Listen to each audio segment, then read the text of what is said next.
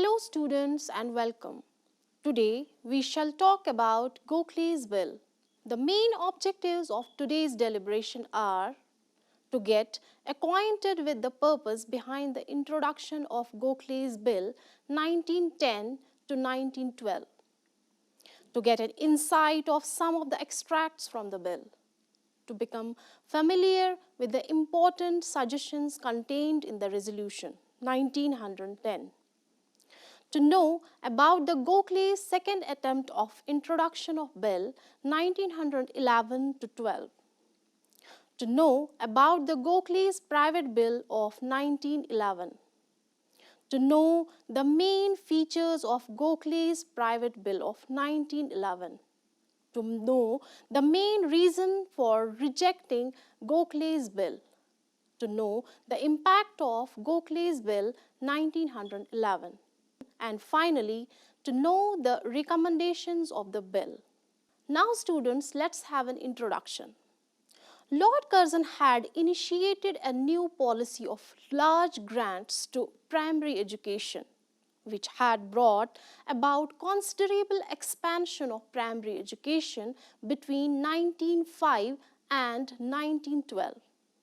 But the official preference for qualitative improvement soon began to make itself felt, and government, instead of accepting the principle of compulsory education, began to occupy itself more and more with qualitative improvements.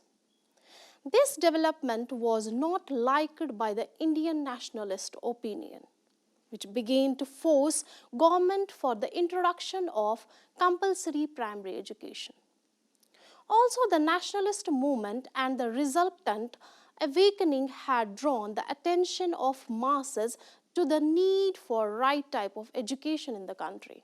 The nationalist leaders were not ignorant of the fact that even after 150 years of British rule, the education of the masses had reached a low level, where only 5% of the people were literate, and out of all the children of school-going age, only 2.38% boys and 2.07% girls attended schools.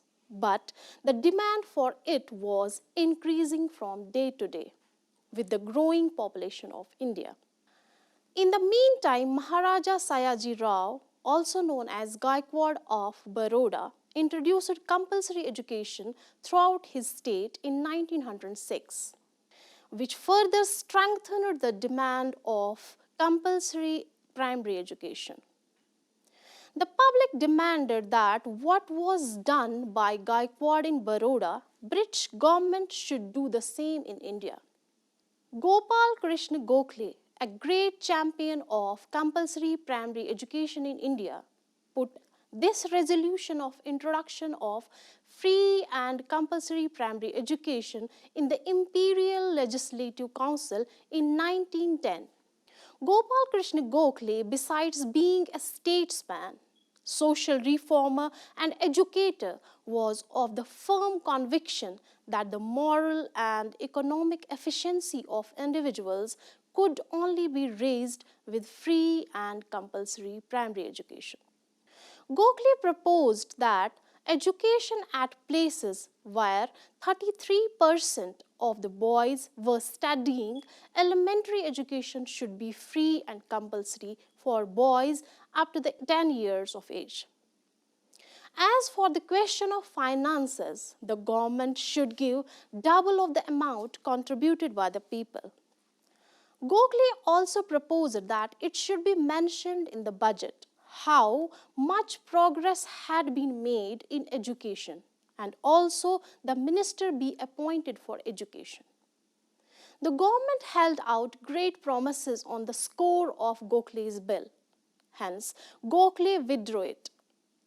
The people hoped that due to the promises made by the government, satisfactorily progress would be made in education, but these hopes remained unfulfilled. Education department was established all right, but education could not become a central subject. For initiating the practice of compulsory primary education, Gokhale tabulated another resolution on March 16, 1911. Till then, primary education had not developed much, and therefore Gokhale had proposed that his practice should be enforced in places where a large number of boys and girls were already going to school. Regarding the questions of the percentage of boys, Gokhale said that Governor General's Council would be authorized to fix this percentage. The local bodies were also to have the right of enforcing this resolution, but they would have to obtain prior sanction of the government. It was thus made compulsory to send boys of 6 to 10 years to schools, and those who violated this rule were to be penalized. Local education cess was imposed to make the finances of the local bodies secure. They could also obtain aid from the government. At that time in Ireland, the entire expenditure of education was borne by the government, while in England the government bore 2 by 3rd and in Scotland more than 2 by 3rd of the total expenditure. Now students, let's have a look over the Gokhale's Bill 1910 to 12. Gopal Krishna Gokhale was a professor and principal of Pune Fergusson College for a number of years, president of the Indian National Congress 1905, founder of the Servants of Indian Society and member of Imperial Legislature. Between 1910 and 1913, Gokhale made heroic efforts to make the government accept the principle of compulsory education. Gokhale moved the resolution for compulsory education in 1910 but withdrew it on the assurance from the government that the whole question would be examined more carefully. As nothing was done seriously, Gokhale introduced the bill in the Imperial Legislative Council on March 16, 1911. The bill was debated for 2 days, March 18 and 19, 1912, and was rejected by 38 votes to 13. This did not come as a surprise to Gokhale, who had anticipated the result correctly. Now, what are the important suggestions contained in the resolution? The important suggestions contained in the resolution moved in the legislative councils were: number 1, that in the area where 35% boys were receiving education, elementary education should be made free and compulsory. This provision should apply to the age group of 6 to 10 years. Second, the cost of primary education should be shared by the provincial government and local bodies. The local bodies and government bodies should bear the expenditure in the ratio of 1:2. Third, a secretary should be appointed to organize, supervise, and look after the primary education. Fourth, there should be a separate department in the central government to draw up scheme of the expansion of primary education. And in the budget statement, there should be a portion describing the progress of primary education. Next is annual statement describing the progress of education should be included in the budget statement. This was about the main suggestions. Now, partial acceptance of the resolution. The resolution was withdrawn on the assurance from the government that the whole question would be examined more carefully. The government, however, accepted only few suggestions. Only 3 suggestions out of 5 were accepted, and these were: first, appointment of secretary; second, separate department for education; and last one, annual statement. In 1910, Department of Education was established and a secretary was appointed to organize primary education. Record of primary education was also started publishing by the government. But government did not make primary education free and compulsory. Education remained in the hands of provincial government. Prior to this, education was in the hands of local government. Now let's have a look over the extracts from Gokhale's resolution 1910. Being the member of the Imperial Legislative Council on March 1910, he moved the following resolution in the council: that this council recommends that a beginning should be made in the direction of making elementary education free and compulsory throughout the country, and that a mixed commission of officials and non-officials be appointed at an early date to frame definite proposals. Further, he said, "My lord, there is much truth in the homely adage that where there is a will, there is a way. I think that this question of compulsory and primary education is now in this country the question of questions. The well-being of millions upon millions of children who are waiting to be brought under the humanizing influence of education depends upon it. The increased efficiency of the individual, the higher general level of intelligence, the stiffening of the moral backbone of large sections of community, none of these things can come without such education. In fact, the whole of our future as a nation is inextricably bound up with it. My lord, however this resolution may be disposed of here today, I feel that in this matter we are bound to win." Now further extracts from the statement of object and reasons of the Bill 1910. The object of this bill is to provide for the gradual introduction of the principle of compulsion into the elementary education system of the country. The experience of other countries has established beyond dispute the fact that the only effective way to ensure a wide diffusion of elementary education among the mass of the people is by a resort to compulsion in some form or other. And the time has come when a beginning at least should be made in this direction in India. The bill is of purely permissive character, and its provision will apply in areas notified by municipalities or district boards, which will be necessitated as may be laid down by the Government of India by rules. Moreover, no area can be notified without the previous sanction of provincial government, and further, it must fulfill the test which the Government of India may by rules lay down as regarding the percentage of children already in at school within its limits. Finally, the provisions are intended to apply in the first instance only to boys, though later on the local body may extend them to girls. And age limits proposed are also 6 to 10 years. It is hoped that these are sufficient safeguards against any rash or injudicious actions on the part of local bodies. This measure is essentially a cautious one. Indeed, to some, it may appear too much on the side of caution. Now, let us have a look on the Gokhale's Private Bill of 1911.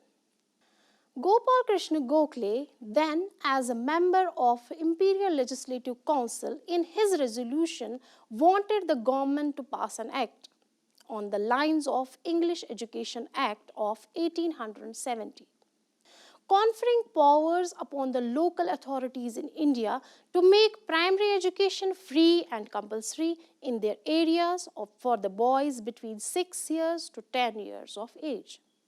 In the Imperial Legislative Council, there was a discussion on the resolution, but the government was not ready to give effect to the demands of the resolution. Therefore, Gopal Krishna Gokhale again introduced a private bill in council on 16 March 1911 in the form of an unofficial members' bill. This bill is popularly famous as Gokhale's Private Bill of 1911. Now, what are the main features of the Gokhale's Private Bill? Firstly, the act was to be introduced in the areas of those local boards where certain percentage of boys and girls were already at school. The percentage was to be fixed by Governor General in Council. Secondly, the body, in satisfying the first condition, might apply the act to the whole or any specified area within the jurisdiction. Thus, the enforcement of the act was left entirely to the discretion of local bodies. Thirdly, the local bodies desirous of applying the act were to take government consent.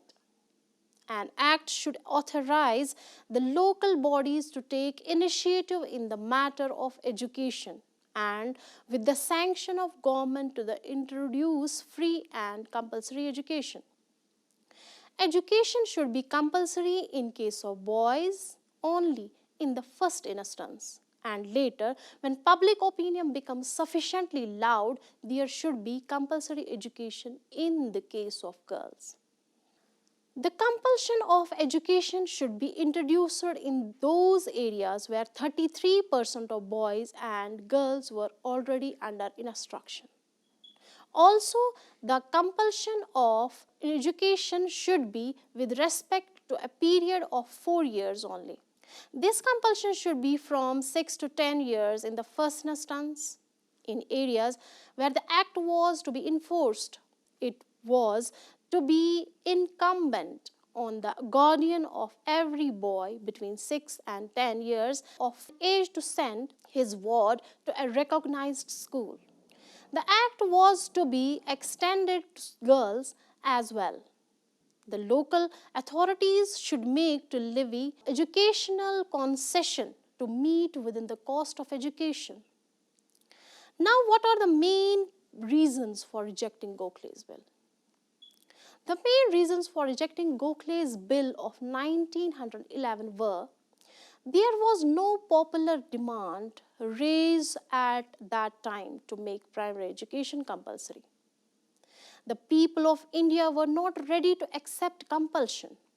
The state governments were not supporting the bill. A section of the educated class of Indians was not supporting the bill. The local authorities were not willing to levy educational rates. Many administrative difficulties were likely to crop up while executing the bill. Now, what are the extracts of Gokhale's elementary education bill? This is briefly the whole of my bill. It is a small and humble attempt to suggest the first step of journey, which is bound to prove long and tedious, but which must be performed.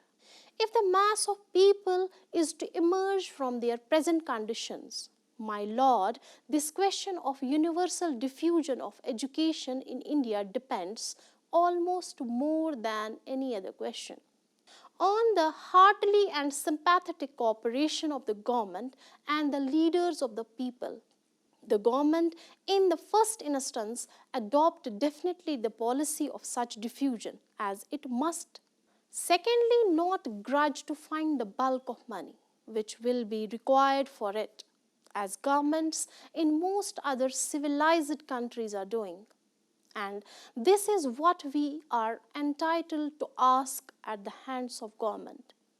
In the name of justice, for the honor of government itself, and in the highest interest of popular well-being, the leaders of the people on their side must bring to this task high enthusiasm, which will not be chilled by difficulties, courage, which will not shrink from encountering unpopularity if need be, and readiness to make sacrifices, whether of money or time or energy, which the cause may require.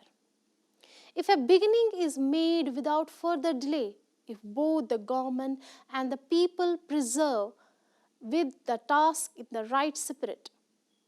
The whole problem may be solved before another generation rises to take our place. If this happens, the next generation will enter upon its own security of success.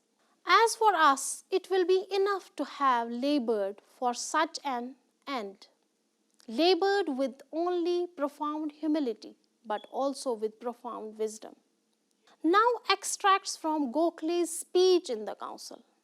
The speech goes on like this: My lord, I know that my bill will be thrown out before the day closes.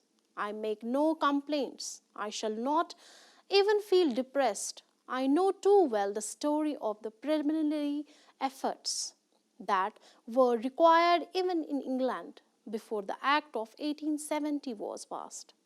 Moreover, I always felt and have often said that we of the present generation in India can only hope to serve our country by our failures. The men and women who will be privileged to serve her by their success will come later. We must be content to accept cheerfully the place that has been allotted to us in our onward march. The bill thrown out today will come back again and again till on the stepping stones of its dead selves a measure ultimately rises which will spread the light of knowledge throughout the land. It may be that this anticipation will not come to be true. It may be that our efforts may not conduce even indirectly to the promotion of great cause which we all have at heart, and they may turn out after all to be nothing better than the mere ploughing of sands of the seashore. But, my lord, whatever fate awaits our labours, one thing is clear: we shall be entitled to feel that we have done our duty. And where the call of our duty is clear, it is even better to labour and fail than not to labour at all. Now let us highlight the recommendations made by Gokhale. As nothing was done seriously, Gokhale made his proposal and expressed his hope that in India also at least two-thirds of the expenditure would be contributed by the government. Thus, Gokhale, by his resolution, made a strong appeal to the government, but unfortunately, this resolution was rejected. Because when put to vote, only 13 members voted for it, whereas 38 against it. The government officers, of course, voted against it, but even the old zamindars, in order to please the British government, fell in the line with the opposition. Thus, the major portion of the blame of defeating this resolution went to the Indians themselves. The government said that the proposal was much ahead of the time and there were other difficulties also in making education compulsory, because the local bodies could not impose a cess for this due to the opposition of the people, who, though in minority, were nevertheless acquainted with the importance of education. In order to make education compulsory, the government also had certain difficulties and the provincial governments also were not in its favor. Sir Harcourt Butler had observed, Indians were not till then prepared for this.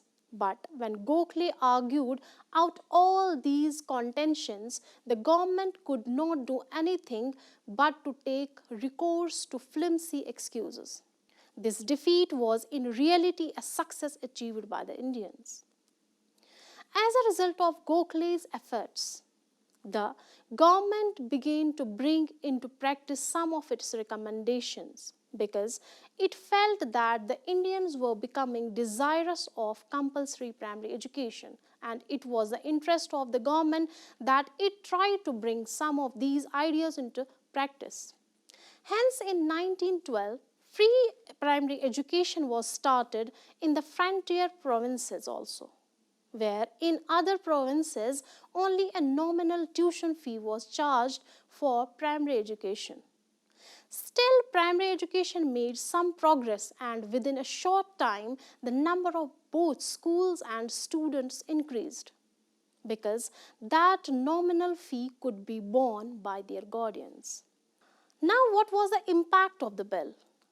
Gokhale's efforts bore fruit gradually. His work was taken up by Vithalbhai Patel. In 1917, he moved in the Bombay Legislative Council a bill for the introduction of compulsory primary education in the municipal limits of Bombay. This bill was passed with some modifications and became the first law on compulsory education in India. It is known as the Patel Act of 1918. Now, dear students, let us conclude. While rejecting Gokhale's bill, the government promised to extend recurring and non-recurring grants to primary education. The government could not entirely ignore the growing popular demands for the spread of mass education.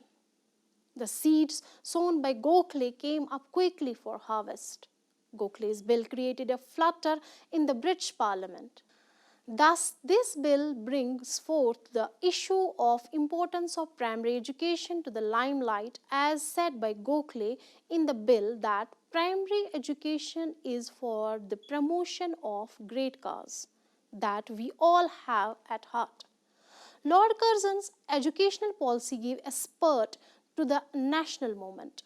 Efforts were being made for the revival of old culture, and Gopal Krishna Gokhale was pressing his demand for reforms in education.